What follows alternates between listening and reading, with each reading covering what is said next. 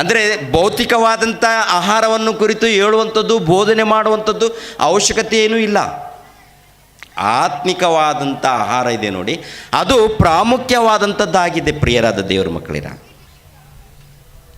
ಅದಕ್ಕೆ ಇಲ್ಲಿ ಹೇಳಿರುವಂಥ ಮಾತೇನಪ್ಪ ಅಂತ ನೋಡುವಾಗ, ಆದ ಕಾರಣ ಎಲ್ಲ ನೀಚತನವನ್ನು, ಎಲ್ಲ ದುಷ್ಟತನವನ್ನು ತೆಗೆದು ಹಾಕಿ. ಎಲ್ಲ ನೀಚತನ, ಎಲ್ಲ ದುಷ್ಟತನ. ಎಲ್ಲಿದೆ ನೀಚತನ, ದುಷ್ಟತನ? ಮೊದಲನೇದಾಗಿ ಎಲ್ಲಿ ತುಂಬಿಕೊಳ್ಳುತ್ತೆ? ಹೃದಯದಲ್ಲಿ, ಮನಸ್ಸಿನಲ್ಲಿ. ಅದನ್ನು ತೆಗೆದುಹಾಕಬೇಕಂತೆ. ವಾಕ್ಯವನ್ನು ಅಲ್ಲಿ ತುಂಬಿಸ್ಕೊಳ್ಬೇಕಂತೆ. ವಾಕ್ಯವನ್ನು ತುಂಬಿಸಿಕೊಂಡು ವಾಕ್ಯದ ಪ್ರಕಾರ ನಡೆದಾಗ ಆಗ ಆ ಆತ್ಮ ರಕ್ಷಣೆ ಹೊಂದುತ್ತೆ ಪ್ರಿಯರೇ. ರಕ್ಷಣೆ ಹೊಂದಬೇಕಾದ್ರೆ ದೇವರ ವಾಕ್ಯವನ್ನು ಖಂಡಿತವಾಗಿ ನಾವೇನು ಮಾಡಬೇಕು? ದೇವರ ವಾಕ್ಯವನ್ನು ಖಂಡಿತವಾಗಿ ಕೇಳಬೇಕು. ಕೇಳಿದ ನಂತರ ನಮ್ಮ ಮನಸ್ಸುಗಳನ್ನು ಬದಲಾಯಿಸ್ಕೊಳ್ಬೇಕು. ಬದಲಾಯಿಸ್ಕೊಂಡ ನಂತರ ದೇವರಗೋಸ್ಕರ, ವಾಕ್ಯದಗೋಸ್ಕರ ಬದುಕಬೇಕು. ಆ ರೀತಿ ಬದುಕೋದಕ್ಕೆ ನಾವೆಲ್ಲರೂ ಕೂಡ ಪ್ರಯತ್ನ ಮಾಡೋಣ. ಏನಾದರೂ ನಮ್ಮಲ್ಲಿ ತಪ್ಪುಗಳಿದ್ದರೆ ಅದನ್ನು ಸರಿಪಡಿಸ್ಕೊಂಡು ಬದುಕಬೇಕಾಗತ್ತೆ. ನಮ್ಮಲ್ಲಿ ತಪ್ಪುಗಳು ಇದೆ ಅಂತ ತಿಳ್ಕೊಳ್ಳಿ, ಅದನ್ನು ನಾವು ಸರಿಪಡಿಸ್ಕೊಂಡು ಬದುಕಬೇಕಾಗುತ್ತೆ ಪ್ರಿಯರಾದ ದೇವ್ರ ಮಕ್ಕಳಿರ. ಕನ್ನಡಿ ಮುಂದೆ ನಿಂತ್ಕೊಳ್ತೀವಿ. ಕನ್ನಡಿ ಮುಂದೆ ಯಾಕೆ ನಿಂತ್ಕೊಳ್ತೀವಿ? ಕನ್ನಡಿ ಮುಂದೆ ಯಾಕೆ ನಿಂತ್ಕೊಳ್ತೀವಿ? ಕಾರಣ ಏನು? ಅಲ್ಲಿ ಏನಂದರೆ ಮುಖದಲ್ಲಿ ಏನಾದರೂ ಕಲೆ ಇದೆಯಾ, ಕಪ್ಪು ಕಲೆ ಇದೆಯಾ, ಏನಾದರೂ ಇದೆಯಾ ಅಂತ ನೋಡಿಕೊಂಡು ಮತ್ತೆ ಸೊಬ್ಬು ಹಚ್ಕೊಂಡು ಮುಖ ತೊಳ್ಕೊಂಡು ಆನಂತರ ಪೌಡರ್ ಹಚ್ಕೊಂಡು ನೀಟಾಗಿ ನೋಡ್ಕೊಂಡು ಬರ್ತೀವಿ. ಇದು ಆತ್ಮಕ್ಕೆ ಕನ್ನಡಿ, ಇದು ಮನಸ್ಸಿಗೆ ಇದು ಕನ್ನಡಿ. ಇದು ತೋರಿಸುತ್ತೆ ನಿನ್ನ ಮನಸ್ಸಿನಲ್ಲಿ ಏನೇನು ಕಲೆಗಳಿದೆ, ಏನೇನು ಕಲೆಗಳು ಎಲ್ಲ ತೋರಿಸುತ್ತೆ ಪ್ರಿಯರೇ. ಎಲ್ಲೆಲ್ಲಿ ತಪ್ಪುಗಳು ನಡೀತಾ ಇದೆ, ಎಲ್ಲೆಲ್ಲಿ ಮೋಸ ನಡೀತಾ ಇದೆ ಎನ್ನುವಂಥ ವಿಷಯವನ್ನು ಇದೆ ಪ್ರಿಯರೇ. ಆದ್ದರಿಂದ ದೇವರ ವಾಕ್ಯದ ಮೂಲಕ ನಾವು ಸರಿಪಡಿಸ್ಕೋಬೇಕು. ವಾಕ್ಯವನ್ನು ನಾವು ಅರ್ಥ ಮಾಡ್ಕೊಳ್ಬೇಕು. ಈಗ ನೋಡಿ, ಮತ್ತಾಯನ ಬರೆದ ಸುವಾರ್ತೆಯ 6ನೇ ಅಧ್ಯಾಯ 9ನೇ ವಚನದಲ್ಲಿ, ನೀವು ಹೀಗೆ ಪ್ರಾರ್ಥನೆ ಮಾಡತಕ್ಕದ್ದು, ಪರಲೋಕದಲ್ಲಿರುವ ನಮ್ಮ ತಂದೆಯೇ, ನಿನ್ನ ನಾಮವು ಪರಿಶುದ್ಧವೆಂದೆಣಿಸಲ್ಪಡಲಿ, ನಿನ್ನ ರಾಜ್ಯವು ಬರಲಿ, ನಿನ್ನ ಚಿತ್ತವು ಪರಲೋಕದಲ್ಲಿ ನೆರವೇರುವ ಪ್ರಕಾರ ಭೂಲೋಕದಲ್ಲಿ ನೆರವೇರಲಿ. ನಮ್ಮ ಅನುದಿನ ಆಹಾರವನ್ನು ಇವತ್ತು ದಯಪಾಲಿಸು. ಈಗ ನೋಡಿ, ನಮ್ಮ ಅನುದಿನ ಆಹಾರವನ್ನು ಇವತ್ತು ದಯಪಾಲಿಸು ಅಂತ ಪ್ರಾರ್ಥನೆ ಮಾಡ್ತೀವಿ, ಹೌದಲ್ವಾ? ಎಲ್ಲರೂ ಏನಂದ್ಕೊಳ್ತೀವಿ? ನಾವೆಲ್ಲರೂ ಏನಂದ್ಕೊಳ್ತೀವಿ ಹೇಳಿ ಒಂದು ಸಾರಿ? ನಾವೆಲ್ಲರೂ ಏನಂದ್ಕೊಳ್ತೀವಿ ಈ ವಚನವನ್ನು? ನಮ್ಮ ಅನುದಿನ ಆಹಾರವನ್ನು ದಯಪಾಲಿಸು ಅಂತೀವಿ. ಏನ್ರಿ, ಮನೆಯಲ್ಲಿ 4 ಮೂಟೆಗಳು ರೈಸ್ ಮೂಟೆಗಳು ಇಟ್ಕೊಂಡು ಮತ್ತೆ ಈ ಪ್ರಾರ್ಥನೆ 4 ರೈಸ್ ಮೂಟೆಗಳು ಇಟ್ಕೊಂಡು ಅನುದಿನ ಆಹಾರ ಕೊಡು. ಆಲ್ರೆಡಿ ಆಹಾರ ಕೊಟ್ಟಿದ್ದಾರಾ, ಕೊಟ್ಟಿಲ್ವಾ? ದೇವರು ಆಹಾರವನ್ನು ಕೊಟ್ಟಿದ್ದಾರೆ ಪ್ರಿಯರೇ. ಆಹಾರವನ್ನು ಕೊಟ್ಟಿದ್ದಾರೆ ಪ್ರಿಯರಾದ ದೇವರ ಮಕ್ಕಳಿರ. ನಾವು ಮತ್ತೊಂದು ಸಾರಿ ಹೇಳ್ತೀನಿ, ಇಲ್ಲಿ ದೇವರನ್ನು ಮಾತ್ರ ಧ್ಯಾನದಲ್ಲಿರಬೇಕು ನೀವು. ನಿಮಗೆ ಜನ್ಮ ಕೊಟ್ಟಿರುವಂಥ ಸರ್ವೇಶ್ವರನು, ಆ ತಂದೆಯಾದ ಪರಮಾತ್ಮನು, ಆ ತಂದೆಯಾದ ದೇವರು ನಮಗೆ ಕೊಡುವಂಥ ಆಹಾರ ಇದು. ಮನುಷ್ಯರನ್ನು ನೋಡಿದ್ರೆ ನಾವು ಯಾವತ್ತಿಗೂ ವಾಕ್ಯಗಳನ್ನು ಕಲಿಯೋದಿಲ್ಲ ರೀ. ಮನುಷ್ಯರನ್ನು ನೋಡಬಾರ್ದು. ಎರಡನೇದಾಗಿ ಅವರು ಯಾವ ಸಭೆಯಿಂದ ಬಂದಿದ್ದಾರೋ, ಯಾವ ಡಿನಾಮಿನೇಷನ್ಗಳಿಂದ ಬಂದಿದ್ದಾರೋ ಅದು ಏನೂ ನೋಡ್ಕೂಡ್ದು ಪ್ರೇರೆ. ವಾಕ್ಯ ಪ್ರಕಾರ ಕರೆಕ್ಟಾಗಿ ಹೇಳ್ತಾ ಇದ್ದಾರಾ ಇಲ್ವಾ ಎನ್ನುವುದು ಮುಖ್ಯ. ಅಲ್ಲಿ ದೇವರ ವಾಕ್ಯಗಳನ್ನು ಇದ್ದ ಹಾಗೆ ಹೇಳ್ತಾ ಇದ್ದಾರಾ, ಏನಾದರೂ ಕತೆಗಳು ಜೋಡಿಸ್ತಾ ಇದ್ದಾರಾ? ವಾಕ್ಯಗಳನ್ನು ಬಿಟ್ಟು ಯಾವುದಕ್ಕಾದರೂ ಕತೆಗಳನ್ನು ಹೇಳೋದು ಹೊರಟೋಗಿದ್ದಾರಾ? ಸರಿಯಾದದ್ದು ಹೇಳಿದ್ದಾರಾ? ಅದನ್ನು ಗಮನಿಸಬೇಕು. ಗಮನಿಸಿ ಯಾವುದು ಕರೆಕ್ಟ್ ಇದೆಯೋ ಅದನ್ನು ಮಾತ್ರ ಸ್ವೀಕರಿಸಬೇಕು. ತಪ್ಪಾಗಿ ಹೇಳಿದರೆ ಅದನ್ನು ಬಿಟ್ಬಿಡಬೇಕು. ಯಾರೇ ಹೇಳಲಿ ಬಿಟ್ಬಿಡಬೇಕು. ತಪ್ಪಾಗಿ ಹೇಳಿದಾರ ಅದನ್ನು ಬಿಟ್ಬಿಡಬೇಕು. ಆದರೆ ವಾಕ್ಯವನ್ನು ಮಾತ್ರ ಧ್ಯಾನಿಸ್ಬೇಕು, ಪಾಲಿಸ್ಬೇಕು. ನೋಡಿ ಪ್ರಿಯರಾದ ದೇವರ ಮಕ್ಕಳಿರ, ಅನುದಿನ ಆಹಾರವನ್ನು ಕೊಡು ದೇವರಂತ ಪ್ರಾರ್ಥನೆ ಮಾಡಿ ಅಂತ ಕೇಳಿದ್ರು. ಎಲ್ಲ ಸಭೆಯವರು ಹೇಳೋದೇನಪ್ಪ ಅಂದರೆ, ಅನುದಿನ ಆಹಾರ ಅಂತಂದರೆ ಮತ್ತೆ ಇದೇ ಆಹಾರ ಅಂದ್ಕೊಳ್ತಾರೆ. ಯಾವ ಆಹಾರ? ಅನುದಿನ ಆಹಾರ ಅಂದರೆ ಮತ್ತೆ ಇದೇ ಆಹಾರ ಅಂದ್ಕೊಳ್ತಾರೆ. ನಾವು ಕೇಳಲಾರ್ದ ಮೊದಲೇ ಈ ಭೌತಿಕವಾದಂಥ ಆಹಾರ ಕೊಟ್ಟಿದ್ದಾರೆ. ಎಷ್ಟು ಕೊಡಬೇಕು? ಲೋಕದಲ್ಲಿ ಎಲ್ಲ ಕೊಟ್ಟಿದ್ದಾರೆ ಪ್ರಿಯರಾದ ದೇವರ ಮಕ್ಕಳಿರ. ಯೇಸು ಸ್ವಾಮಿ ಹೇಳಿದಾರಂದರೆ ಅದರಲ್ಲಿ ಜ್ಞಾನ ತುಂಬಿಕೊಂಡಿದೆ ಎನ್ನುವಂಥದ್ದು ಮಾತ್ರ ಮರಿಬಾರ್ದು. ಒಂದು ಸಾರಿ ಎಷ್ಟೋ ಮಂದಿ ಯೇಸು ಕ್ರಿಸ್ತನನ್ನು ಹಿಂಬಾಲಿಸ್ತಾರೆ. ಹಿಂಬಾಲಿಸಿದಾಗ ಯೇಸು ಕ್ರಿಸ್ತರವ್ರು ಹೇಳಿದ್ದೇನು ಗೊತ್ತಾ? ನೀವು ರೊಟ್ಟಿ ತಿಂದು ಹೊಟ್ಟೆ ತುಂಬಿಸ್ಕೊಳ್ಳೋದಕ್ಕೆ ನನ್ನನ್ನು ಹಿಂಬಾಲಿಸ್ತಾ ಇದ್ದೀರಾ, ಆದರೆ ಕೆಟ್ಟೋಗುವ ಆಹಾರಕ್ಕಾಗಿ ದುಡಿಯಬೇಡಿರಿ, ಶಾಶ್ವತವಾಗಿ ಇರುವಂಥ ಆಹಾರಕ್ಕೋಸ್ಕರ ದುಡೀರಿ ಅಂತ ಹೇಳಿದರು. ಎಲ್ಲಿರುತ್ತೆ ಆ ಮಾತು? ಯೋಹಾನನ ಬರೆದ ಸುವಾರ್ತೆ 6ನೇ ಅಧ್ಯಾಯ 26ನೇ ವಚನ, 6:26. ನಿಮಗೆ ನಿಜ ನಿಜವಾಗಿ ಹೇಳುತ್ತೇನೆ, ನೀವು ನನ್ನನ್ನು ಹುಡುಕುವುದು ಸೂಚಕ ಕಾರ್ಯಗಳನ್ನು ನೋಡಿದರಿಂದಲ್ಲ, ಈ ರೊಟ್ಟೆ ತಿಂದು ಹೊಟ್ಟೆ ತುಂಬಿಸಿಕೊಂಡಿದ್ದರಿಂದಲೇ ಹುಡುಕ್ತಾ ಇದ್ದೀರಾ. ದುಡೀರಿ, ಕೆಟ್ಟು ಹೋಗುವ ಆಹಾರಕ್ಕಾಗಿ ದುಡಿಯಬೇಡಿರಿ, ನಿತ್ಯ ಜೀವಕ್ಕೆ ಉಳಿಯುವ ಆಹಾರಕ್ಕಾಗಿ ದುಡೀರಿ. ಇಂಥ ಆಹಾರವನ್ನು ಮನುಷ್ಯಕುಮಾರನು ನಿಮಗೆ ಕೊಡುವನು. ಇದಕ್ಕಾಗಿಯೇ ತಂದೆಯಾದ ದೇವರು ಆತನನ್ನು ನೇಮಿಸಿ ಮುದ್ರೆ ಹಾಕಿದನು. ಅಂದರೆ ಆಹಾರ ಅಂದರೆ ಯಾವ ಆಹಾರ? ಅನುದಿನ ಆಹಾರವನ್ನು ದಯಪಾಲಿಸು ದೇವರೇ. ಅನುದಿನ ಆಹಾರ, ಈ ಭೌತಿಕವಾದಂಥ ಆಹಾರ ಲೋಕವೇ ಕೊಟ್ಟಿದ್ದಾರೆ, ಅದ್ರಿಗೋಸ್ಕರ ಅಲ್ಲ. ಯೇಸು ಕ್ರಿಸ್ತರು ಬಂದಿರುವಂಥ ಮುಖ್ಯವಾದಂಥ ಉದ್ದೇಶ ಆತ್ಮಿಕವಾದಂಥ ಆಹಾರವನ್ನು ಕೊಡೋದಕ್ಕೆ ಬಂದಿದ್ದಾರೆ.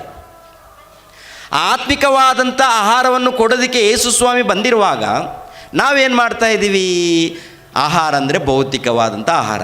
ಮನೆಯಲ್ಲಿ 4 ಮೂಟೆಗಳು ರೈಸ್ ಇಟ್ಕೊಂಡ್ರು, 10 ಮೂಟೆಗಳು ರೈಸ್ ಮೂಟೆಗಳು ಇಟ್ಕೊಂಡ್ರು, ಎಲ್ಲ ಆಹಾರ ಪದಾರ್ಥಗಳು ಇದ್ದರೂ ಮತ್ತೆ ಅನುದಿನ ಆಹಾರ ಕೇಳ್ತಾ ಇದ್ದೀವಿ. ಅಂದರೆ ಒಂದು ವೇಳೆ ಅನುದಿನ ಆಹಾರ ಇಲ್ಲಾಂದರೆ ದೇವರೇ ಆಹಾರ ಕೊಡಿ ಅಂದರೆ ಇಲ್ಲದವರು ಕೇಳಿದರೆ ಅದಕ್ಕೆ ಅರ್ಥ ಇದೆ, ಇಲ್ಲದವರು ಕೇಳಿದ್ರೆ ಅರ್ಥ ಇದೆ.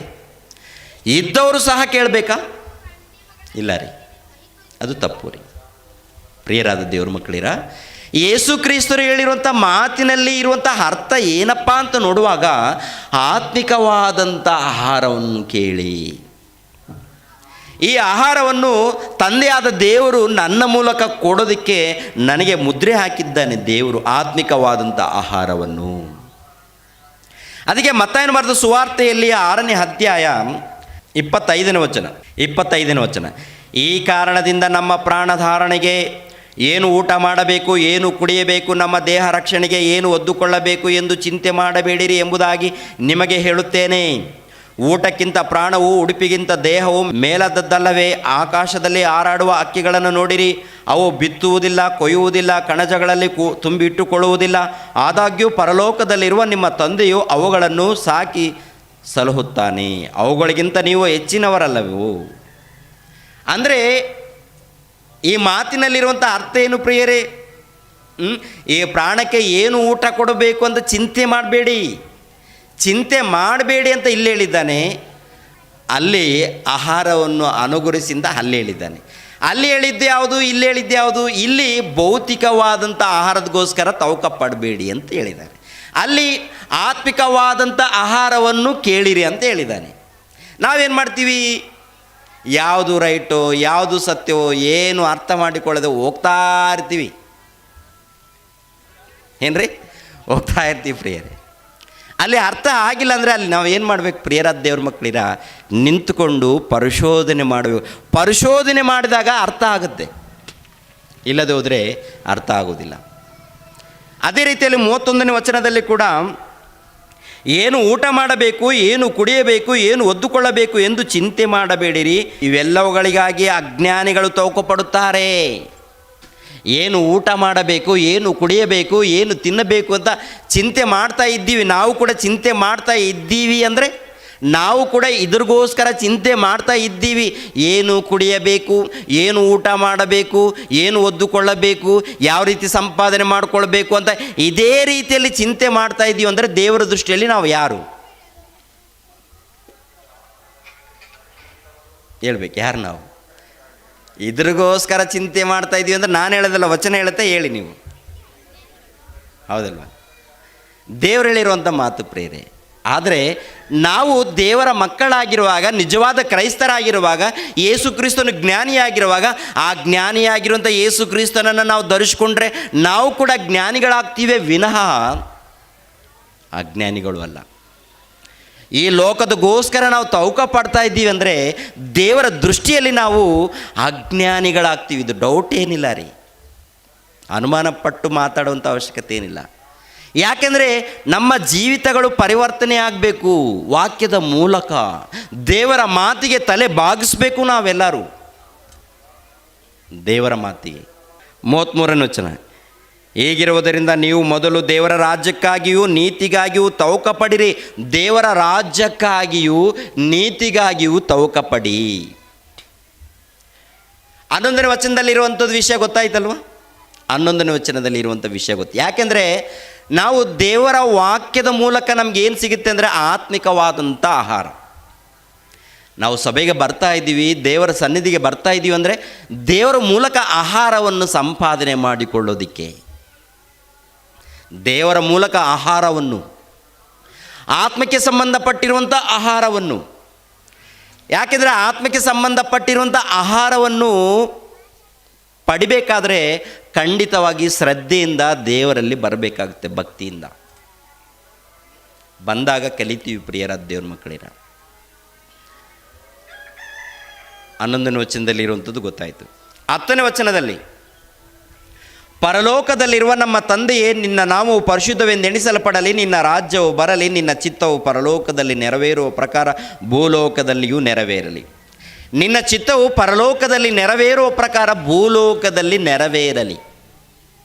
ನಿನ್ನ ಚಿತ್ತವು ಅಂದರೆ ದೇವರ ಚಿತ್ತವು ಪರಲೋಕದಲ್ಲಿ ನೆರವೇರ್ತಾ ಇದೆಯಾ? ಪರಲೋಕದಲ್ಲಿ ಯಾರಿದ್ದಾರೆ? ಪರಲೋಕದಲ್ಲಿ ಕೋಟಿ ದೇವದೂತರಿದ್ದಾರೆ ಪ್ರಿಯರೇ. ಗಮನಿಸಬೇಕು. ಪರಲೋಕದಲ್ಲಿ ಕೋಟಿ ದೇವದೂತರಿದ್ದಾರೆ. ಈ ದೇವದೂತರು ದೇವರ ಮಾತಿಗೆ ಒಳಪಟ್ಟು ಹೇಳಿದ ಮಾತು ಕೇಳಿ ಕೆಲಸ ಮಾಡ್ತಾ ಇದ್ದಾರೆ. ಕೋಟಿ ದೇವದೂತರಿದ್ದಾರೆ ನೋಡಿ ಪರಲೋಕದಲ್ಲಿ ದೇವರ ಮಾತಿಗೆ ಒಳಪಟ್ಟು ದೇವರ ಇಷ್ಟವನ್ನು ನೆರವೇರಿಸ್ತಾರೆ. ದೇವರ ಮಾತಿಗೆ ಎದುರು ಉತ್ತರ ಕೊಡೋದಿಲ್ಲ ರೀ ಪರಲೋಕದಲ್ಲಿರುವಂಥ ದೇವದೂತರು. ಪರಲೋಕದಲ್ಲಿ ನೆರವೇರುವ ಪ್ರಕಾರ ಭೂಲೋಕದಲ್ಲಿ ಕೂಡ ನೆರವೇರಲಿ. ಮತ್ತು ಭೂಲೋಕದಲ್ಲಿ ದೇವರ ಇಷ್ಟವು ನೆರವೇರಬೇಕಾದ್ರೆ ದೇವರ ರಾಜ್ಯವು ಬಂದಿದೆಯಾ ಬಂದಿಲ್ವಾ? ದೇವರ ರಾಜ್ಯವು ಬಂದಿದೆಯಾ ಬಂದಿಲ್ವಾ ಅನ್ನೋದನ್ನು ನೀವು ಗಮನಿಸಬೇಕು. ದೇವರ ಚಿತ್ತವು ನೆರವೇರ್ತಾ ಇದೆಯಾ ನೆರವೇರ್ತಾ ಇಲ್ವಾ ಎನ್ನುವಂಥದ್ದು ಕೂಡ ಗಮನಿಸಬೇಕು. ದೇವರ ಚಿತ್ತವನ್ನು ನೆರವೇರಿಸೋದಕ್ಕೆ ಯಾರು ಬಂದಿದ್ದಾರೆ? ಇಬ್ರಿಯರಿಗೆ ಬರೆದ ಪತ್ರಿಕೆ 10ನೇ ಅಧ್ಯಾಯ, ಇಬ್ರಿಯರಿಗೆ ಬರೆದ ಪತ್ರಿಕೆ 10ನೇ ಅಧ್ಯಾಯ 5ನೇ ವಚನ. ಆದದರಿಂದ ಕ್ರಿಸ್ತನು ಭೂಲೋಕದೊಳಗೆ ಬರುವಾಗ ದೇವರ ಯಜ್ಞ ನೈವೇದ್ಯಗಳು ನಿನಗೆ ಇಷ್ಟವಾಗಿರಲಿಲ್ಲ. ನನಗೆ ದೇಹವನ್ನು ಸಿದ್ಧ ಮಾಡಿಕೊಟ್ಟು ಸರ್ವಾಂಗ ಹೋಮಗಳಲ್ಲಿಯೂ ದೋಷ ಪರಿಹಾರಕರ ಯಜ್ಞಗಳಲ್ಲಿಯೂ ನೀನು ಸಂತೋಷ ಪಡಲಿಲ್ಲ. ಆಗ ನಾನು ಇಗೋ ದೇವರೇ, ನಿನ್ನ ಚಿತ್ತವನ್ನು ನೆರವೇರಿಸುವುದಕ್ಕೆ ಬಂದಿದ್ದೇನೆ, ಗ್ರಂಥದ ಸುರುಳಿಯಲ್ಲಿ ನನ್ನನ್ನು ಕುರಿತು ಬರೆದದೆ ಎಂದು ಹೇಳಿದನು.